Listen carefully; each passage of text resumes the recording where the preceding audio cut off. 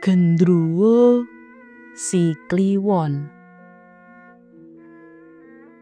Sing diarani hobi mono meh kabeh wong duwe. Ana sing karem ngingu manuk, ngoleksi barang langka, mancing, kluyuran, ngabotoan lan sapanunggalane. Hobi ngabotoan bisa kapérang dadi loro. Main mung kanggo cagak melek kanthi udu dhuwit cilik-cilikan, utawa pancen wis nyatet banget karem main enggo sak leker genthonge disok glogok kanggo totoan. Nyalurake hobi mbuh apa jenise bisa njalari pikiran lejar lan kebak greget nglakoni urip. Ora beda kaya hobine bapak-bapak ing kampungku sing saben bengi ora godhang cangkrukan. Anggone jejagongan giliran, kadang ana omahe Mujiman, Surata lan Tarsip. Keri endi sing tawa-tawa enggon? Saben cangkrukan ora ana liya sing dilakoni kejaba banting kertu remi. Yen wis dolanan remi, gayenge ora jamak. Sing kalah raine kebak coretan injet nganti rupane pating cloneh kaya badut. Saking katreme anggone remi, terkadang nganti lali wayah. Lagi leren yen krungu kumandange adzan subuh. Bojone bapak-bapak sing hobi remi sok protes, sebab saben bengi ajeg ditinggal lunga. Paine bojone Mujiman salah sijine. Kaya bengi kuwi, nalika sing lanang pamit arep cangkrukan ing omahe Surata, Paine prengat-prengut sajak wegah ditinggal ijen. Mbok ora usah tindak to, Kang. Wong wancine malem Jumuah Kliwon. Hatiku kawit sore kok ora kepenak. Sareya ana dalem wae to. Ora susah mrono-mrono. Ujare Paine. Dipenggak bojone Mujiman ora nggugu. Dheweke nglendoti sing wadon kareben diolehi metu. Padune, kowe ora gelem tak tinggal wae. Aja sumelang. Aku iki mengko ora nganti parak esuk kaya biasane kok. Tengah wengi tak mulih. Njur awake dhewe nganu. Wis, gek ndang minglet kono. Ora kena dielekake. Ya sak karepmu. Paine gibras-gibras risi diusel-usel sing lanang. Dheweke ngrugupake slimute banjur turu mungkur. Mujiman nuli kluntrung-kluntrung lunga karo klecam-klecem. Nih, lawange kancing ana. Panganan ing meja mangan kuwi ndang kukupono njur lebokno lemari. Mundak dibadhok tikus. Wis lho ya, aku budal. Ucape. Mbah. Wangsulane Paine sengol. Nganti jam 10 Paine durung bisa ngliyep. Mripate kedap-kedip. Saklebatan dheweke sumurup ana ayang-ayang mlebu ruang tamu. Nanging ngarep tangi rasane awak kok abot banget. Hah, bebeh. Paling bojone wis mulih maneh. Sapa sing bisa mlebu ngomah yen dudu bojone? Wong dheweke mau sadurunge budal remi wis sangu kunci. Ngono batine. Dumadakan mripate Paine ngantuk tan kena disayuti. Wusanane les. Dheweke keturon. Rumangsane durung suwe olehe kesirep nalika dheweke krungu kumriyete lawang kamar sing mengo separo iku didedel saka njaba.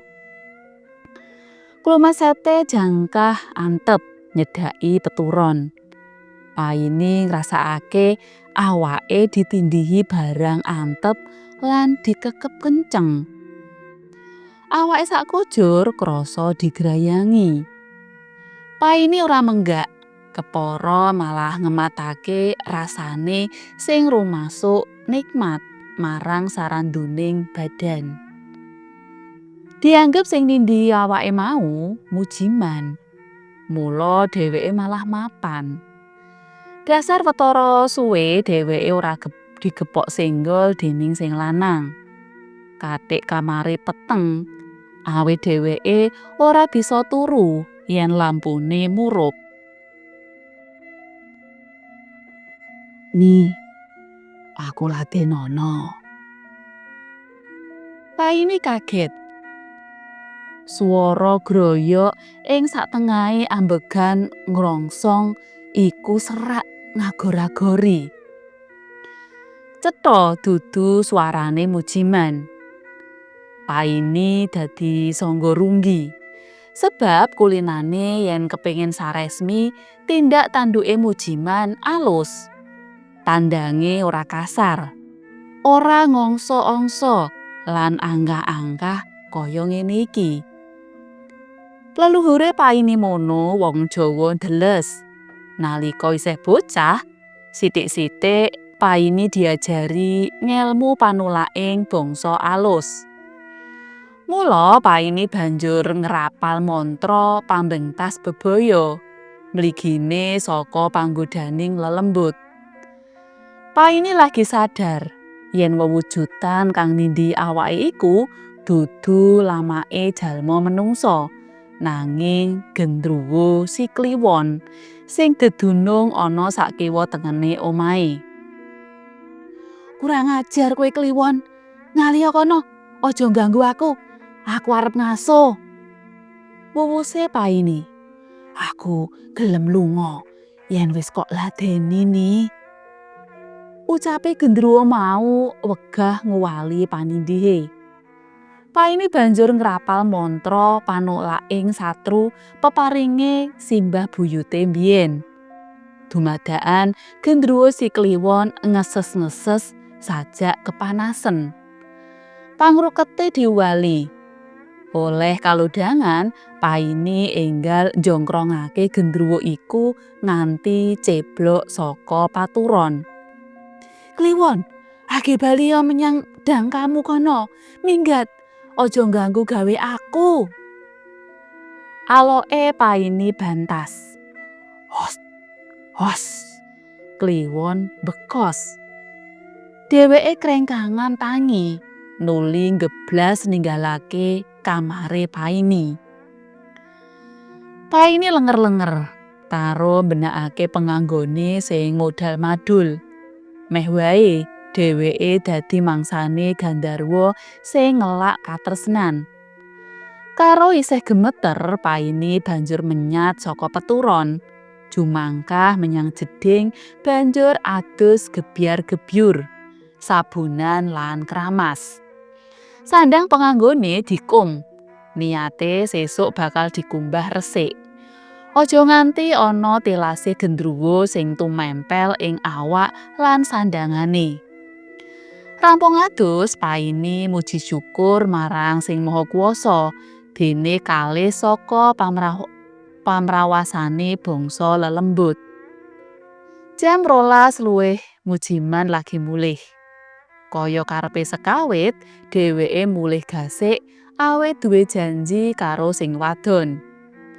Nanging lagi wae mujiman buka lawang, dumadakan rewangi satonah jerit-jerit keweden saka kamar mburi.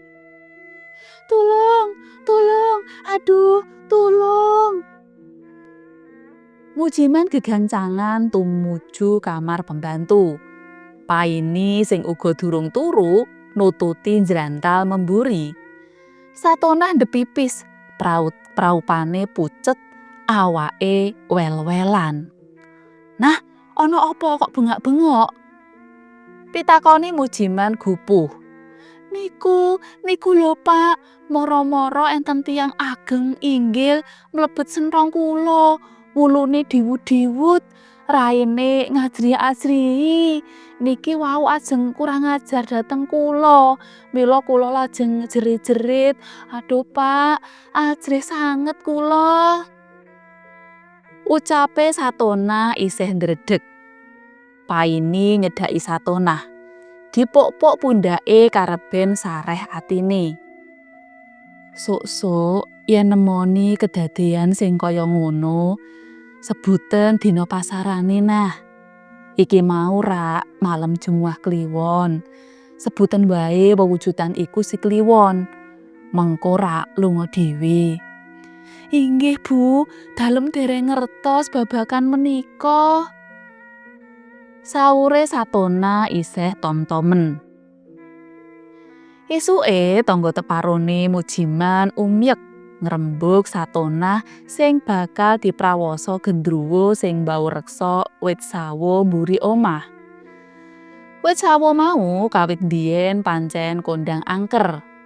Ora pisan pindho tangga teparo sing tau diweruhi dening wewujudan si Kliwon. Najan anggone manggon ing wit sawo mau wis sawetara suwe, nanging ya lagi iki warga krungu yen gendruwo mau nedya mrawosa wanita. Kira-kira wae si Kliwon ora beda wong lanang trongohan sing cruthak karo wanita. Mujiman ora nambahi rembug yen sejatine sing wadon uga meh wae dadi korbane gendruwo bejat kuwi. Perkarane paine disidhem dening Mujiman, amprih ora ndedawa caturan. Sawetara tanggane Mujiman ngrayogakake supaya gendruwo kuwi ditundung saka wit sawo. Awit yen ana lenane Mujiman, bisa wae sak wayah-wayah si Kliwon tumindak sing ora genah maneh. Saben lebar maghrib ngandhap wit sawo dibong-bongi menyan pethak. Kula kinten ingkang mbau reksa dangu-dangu boten kraos wonten ngriku. Kandhane sawenehe tangga kang mudheng karo donyaning bangsa alus. "Inggih, mangke badhe kula tindakaken," ujare Mujiman. Nalika tangga teparo sing ngertakake wis padha mulih, paine nyedhaki sing lanang, ujare, "Yen ana kedadian ngene iki, piye jajal? Apa ya isih arep remi wae saben wengi? Saumpama aku ora tegen, ora duwe gembolan, wis dimangsa gendruwo kuwi mau. Mosok sampeyan lila bojone dicecamah gendruwo." Mujiman banjur ngrangkul sing wadon, tembunge, "Wong ya sing ninggal bojo ra mung aku tok. Keneng apa kok kowe sing diganggu berkasaan iku? Wis saiki ora usah diributake. Bakune kowe slamet." "Woh, dasar mlubut." Paine jewer kupinge Mujiman, sing dijewer pringisan. Sing cetha sakwise ana kedadean ing omahe Mujiman, pakulinan remi nganti para esuk kuwi wis ora ana maneh. Lebar ngisak, bapak-bapak anggota grup remi pilih ana ngomah. Mbok menawa bapak-bapak sumelang yen bojone nganti digoncak dening gendruwo si Kliwon.